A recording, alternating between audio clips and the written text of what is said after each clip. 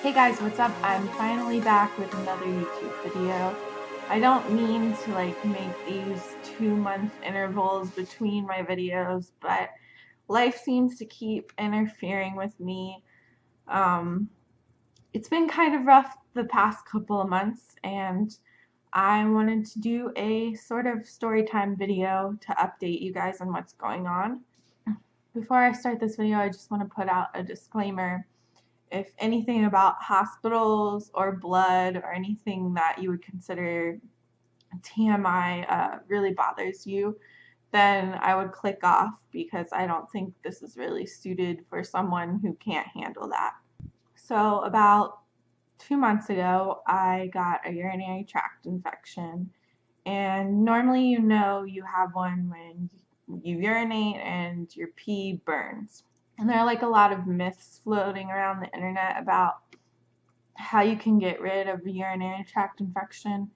Like drink cranberry juice and it'll go away. But my sister actually ended up having one before me that lasted a month. And I was like, I'm not going through that for a whole month. I'm making an appointment with my doctor so that I can figure out what's going on and I can get me some medicine to cure this. So it was a Thursday when I was really having these symptoms and not feeling well. And I called my doctor and she didn't have an appointment available until the following Monday. So I was like, great, I guess I can suck this up for a weekend and, just burning pee.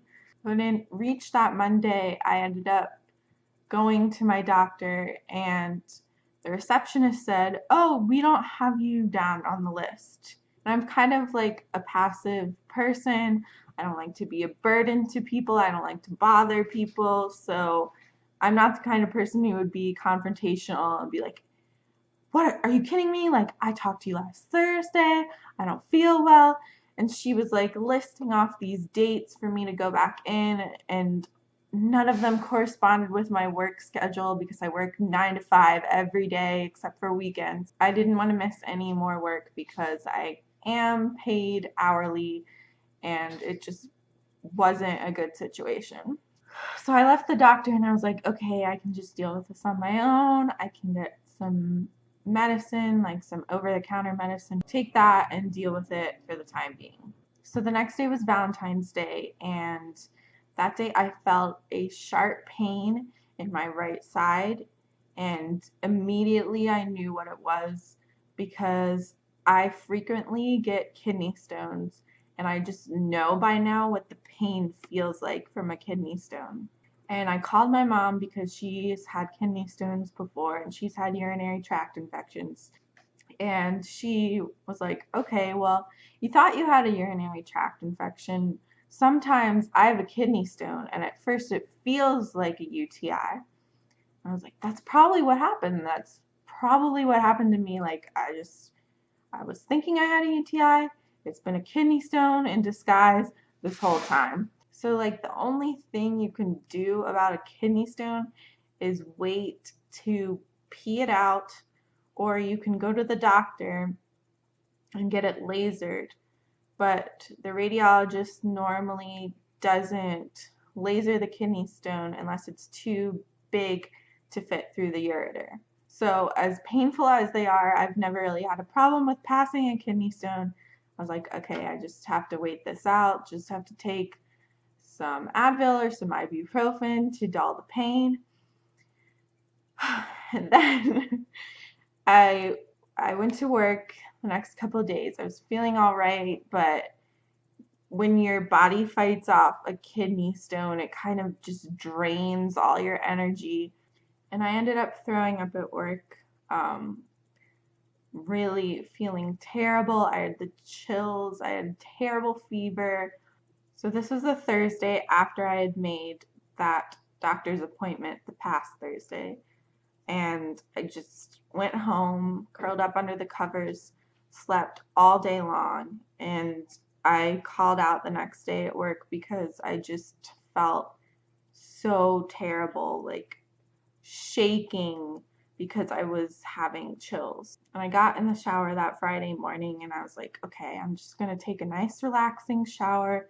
It's going to help me feel better. I'll just sit on the bottom of the shower and let the water wash over me. It'll be nice and calm.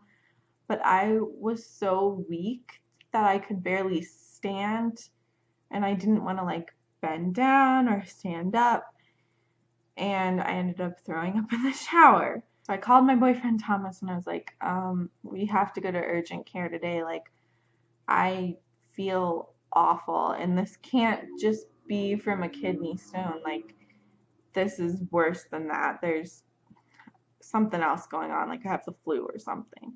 Luckily, he just had a meeting early that morning for work and he had off from work that day. So he came and picked me up and we went to patient care. So I'm not going to name the specific clinic I went to because I really didn't have a good experience with them and I don't want them to see this video and like try to sue me or something because I know that's happened to other YouTubers. But so it was pretty crowded, but we ended up waiting an hour for me to go in and see the doctor. And I was running to the bathroom every couple of minutes to make sure I wasn't going to throw up and like resting my head against the freaking tile of the bathroom wall, which is disgusting, but I was that hot and like feverish and I couldn't even stand. It was probably the worst I've ever felt up to that point. When they finally called my name, I went back and I explained to them, this is what's going on. I think I have a kidney stone. I don't really know what these other symptoms are, but this is what's happening right now. They took my temperature and I had 101 point something degree fever, which is pretty high. And they took me back and they were like, okay, we just want urinary sample. I was like, okay, cool.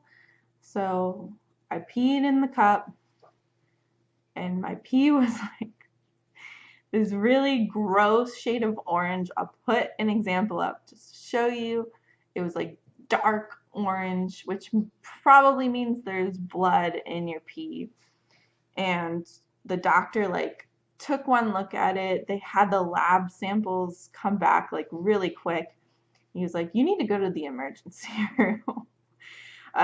Your blood cell count is really high in your pee, and I'm worried that this is a kidney infection, not a kidney stone. So that doesn't really sound like it's a terrible experience, but I did have to pay $100 for that, which is a lot of money to me because I don't really make a ton of money. And they basically had me pee in a cup and then were like, go to the emergency room. So I had to pay $100 to pee in a cup, which was great. They also billed me $55 more afterwards, but whatever. So my boyfriend drove me straight to the emergency room. That took another hour waiting. They did my blood work while I was waiting and they took my temperature as soon as I got there, and it had already risen to 103.7. So they were kind of working pretty fast to get me into a room. So once I got in the room, they were like, okay, I think we need to put you on some fluids. I think we need to see what's going on here. We need to do another urine sample test. We need to do a CAT scan and see if you do have a kidney stone. So they did the CT scan and it did come back that I had a kidney stone, but they were like, that's not what's causing these issues. So they were like, okay, we're going to admit you to the hospital tonight. We need to keep you on the IV, keep you getting those fluids, because really up until this point, I was not hungry, which is rare for me. I'm always hungry. I had only had like a salad from the night before from a company that, again, I will not mention their name because that comes into play later on in the video. So I get up to the hospital room, they're giving me these antibiotics through my IV, and they're giving me fluid through my IV, and they're trying to bring down my temperature with medication. So that first night was pretty awful. On top of, throwing up, which I did throw up twice more in the hospital. I had diarrhea, which was terrible, and I just didn't want to eat anything. And they were like, okay, well, we're going to put you on a liquid diet anyway, so it's not like I had anything substantial to eat. I didn't want to eat anything substantial. So I had a pretty rough night that night, having these really bad shivers from my fever, and people were coming in every few hours to give me more medication to keep my fever down, and it was just a mess. So I stayed overnight that Friday night, then I stayed overnight that Saturday night because my fever still wasn't going down. They were still trying to determine what was wrong with me. I mean, a ton of fluids because they were like, all right, this looks like a kidney infection. We're like almost 100% sure this is a kidney infection. So we're going to give you these fluids, and you basically have to pee out the infection.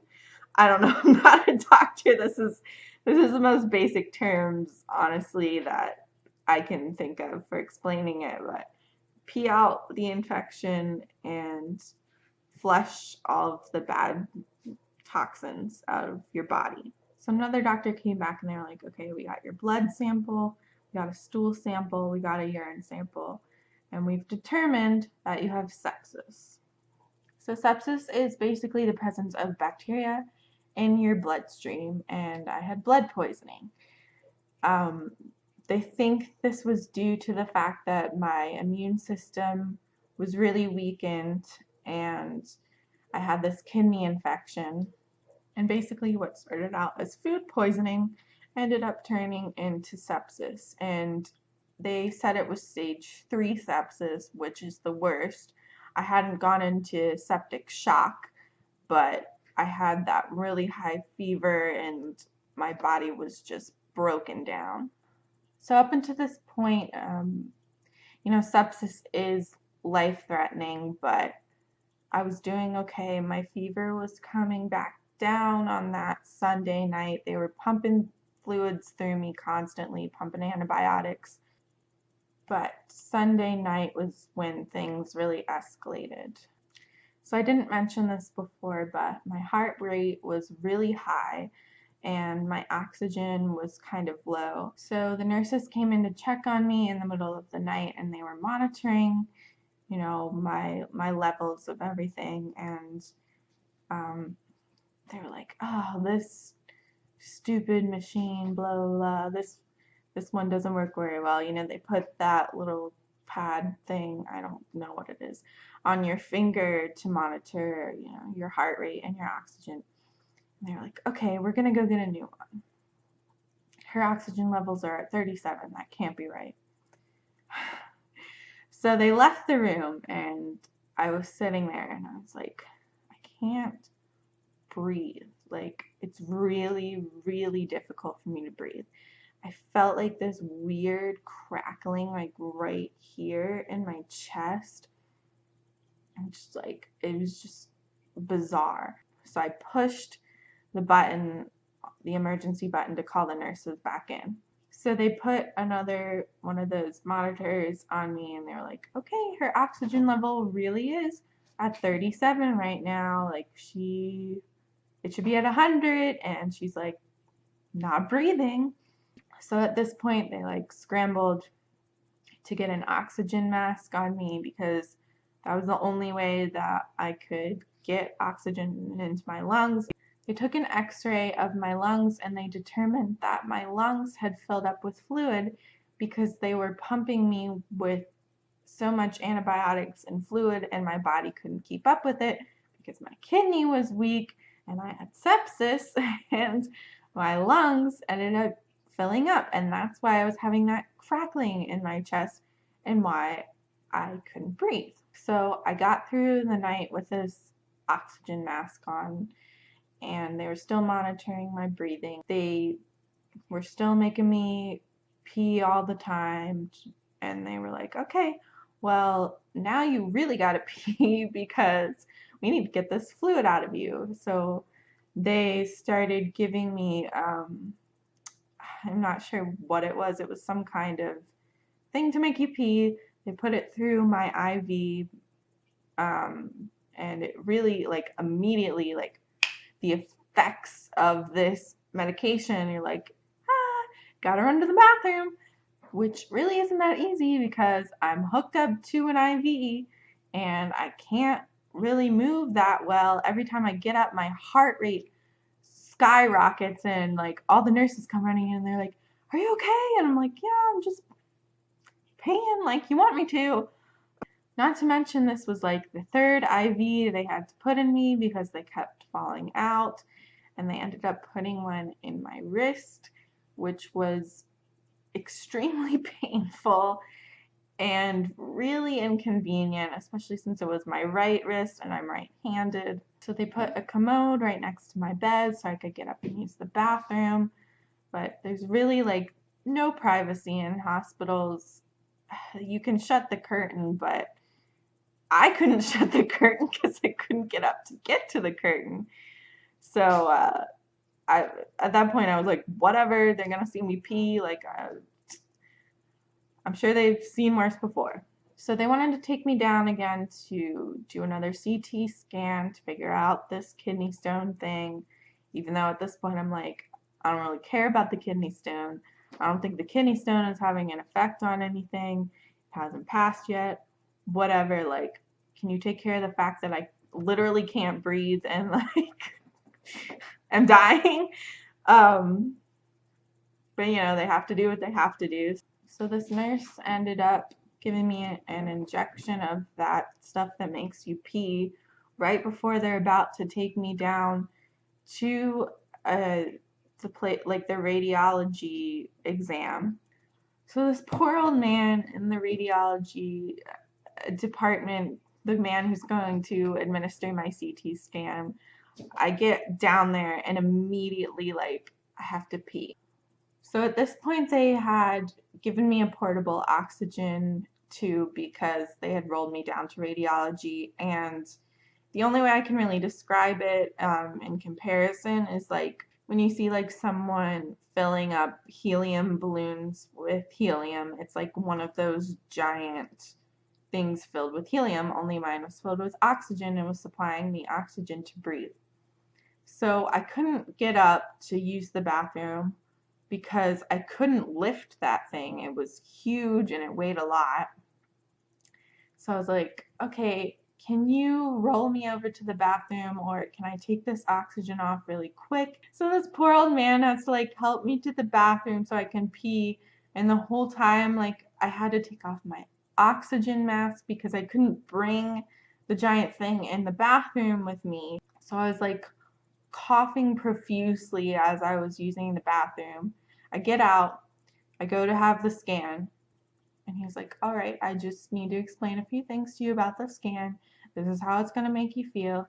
He's like, normally patients, when they go through, there's like some type of laser that they use on your stomach area where your kidneys are, and it makes you feel like you have to pee. So I was like, yay! I already have to pee, like, again, and I'm gonna go through this machine. He's like, it should only take like 15 minutes. You'll be fine. So I have to like hold my hands above my head like this and lay perfectly still. And the whole time I'm thinking, I have to pee again. Um, this injection, this thing, whatever they use, is making me have to pee again. And on top of that, the laser was making me feel like I had to pee. So after this ordeal, they wheeled me up to the second floor of the hospital. And they took me up to the floor, which is a step between like normal patient care and then ICU, which is the intensive care unit, because of my oxygen levels and because of my fever. It was still high, my heart rate was still high. So immediately I'm like bombarded with all these new nurses that I didn't know, and they're like doing all these things to me, hooking me back up to oxygen. They're like, okay, we're going to get you on an actual oxygen tube now because your oxygen levels are super low. So they put me on an oxygen tube, which is like blasting oxygen up my nostrils. And it's like this long, like accordion-like blue tube, and it's pretty thick, like as thick as a PVC pipe. Not like the normal oxygen tube that you see in like every movie, every show that deals with, you know, the hospital, where it's that thin, like clear oxygen. This was different. It was big and bulky, and like it like wrapped around my head with this strap, and it was super uncomfortable and I hated it. But they said I needed to be on that specific one just because it was going to give me the maximum amount of oxygen that I needed. So one of the higher ups comes in. He's a guy who's been examining my charts and looking at my case, and they're like, so this sepsis, like, I'm trying to figure out where it came from, because the certain strain that you have, like the certain bacteria that we found in your stool sample, is like, it comes from poultry. Like, oh, well, the only thing I really had to eat in the past like 5, 6, 7 days was that salad from the restaurant that I will not mention, which had chicken in it. So for anyone else that had, you know, this chicken in this restaurant, they probably felt really bad the next day, were like throwing up and had some food poisoning. But because my body was so worn down, mine manifested into sepsis. So the night with that accordion oxygen tube was probably one of the worst nights of my life. They hooked up my monitor to my finger on my left hand, and my IV was on my right hand. It was impossible to get into a comfortable position. There were so many wires hooked up to me. And when I say this thing was blasting air up my nose, I mean it. And the air was flowing down into my throat and making my throat hurt, and it was cold. And like, I have a real problem with my throat hurting. It super irritates me to the point where, like, if my throat aches at all, like, I can't like, I just can't deal with it. I can deal with other types of pain, but my throat is, I hate it. So that Monday night, I barely got any sleep at all. You know, they come in and they have to do blood work every once in a while, and they wake you up pretty early, like 6 in the morning, which my body's just not used to, and it was pretty miserable. I didn't feel like eating anything, so everything that they put in front of me when I finally was allowed to have solids, I would take like one bite and I wouldn't feel nauseous, or it just wouldn't appeal to me, and I couldn't eat. 12 pounds in the 5 days that I was there. They finally did take me off that accordion like oxygen mask, and they put me on the regular tube, which was fine. That didn't bother me. But being in the hospital is really not fun. Not showering, not having a proper shower for 5 days is really miserable. Having all those wires hooked up to you, having people monitoring you, not giving you a moment's rest every 2 hours. Like, I'm incredibly grateful to all of them for doing their jobs. Don't get me wrong, but it was a horrible experience, and it was scary. Like, not being able to breathe was something I had never experienced before. But they monitored me for that Tuesday, and then Wednesday is when they released me from the hospital. And they told me it would take probably a month or more for me to recover, and it was pretty difficult. I didn't go back to work for the rest of that week. So it was a really long recovery process, and I still feel like I'm recovering from it because I suffer from depression, and that time in the hospital really, I was super low. Like, there were points where I wanted to give up fighting. I mean, that Sunday night, I was talking to myself, thinking, like, this isn't worth it anymore. I don't want to fight anymore. It was really hard, but I'm really glad that I'm here now, and I'm getting better, and I want to continue to get better every day. So hopefully this can sort of act as a message to other people out there. If you get a UTI, go to your doctor right away. It could get really, really bad, and I do not wish what happened to me on my worst enemy. I couldn't wish that on anyone. Please, please take care of yourself. Please go to the doctor if you feel like something's wrong with your body. I know that going to the doctor can be expensive. Like, my copay is $30, and even $30 to me is a significant amount just because I don't make that much. But $30 or whatever your copay is nothing in comparison to what you'll go through if you have to end up going to the hospital. I just want you guys to take care of yourselves and be careful and recognize when you need to go to the doctor. So yeah, that's it for this video. I hope you guys enjoyed different sort of content. Let me know if you like me telling stories. I'm sorry if this was super long, but I did have a lot of information to condense, and I just sort of talked and shared my experience and didn't bother to write down notes for this video. But hopefully you liked it. I'll see you guys next time. Bye.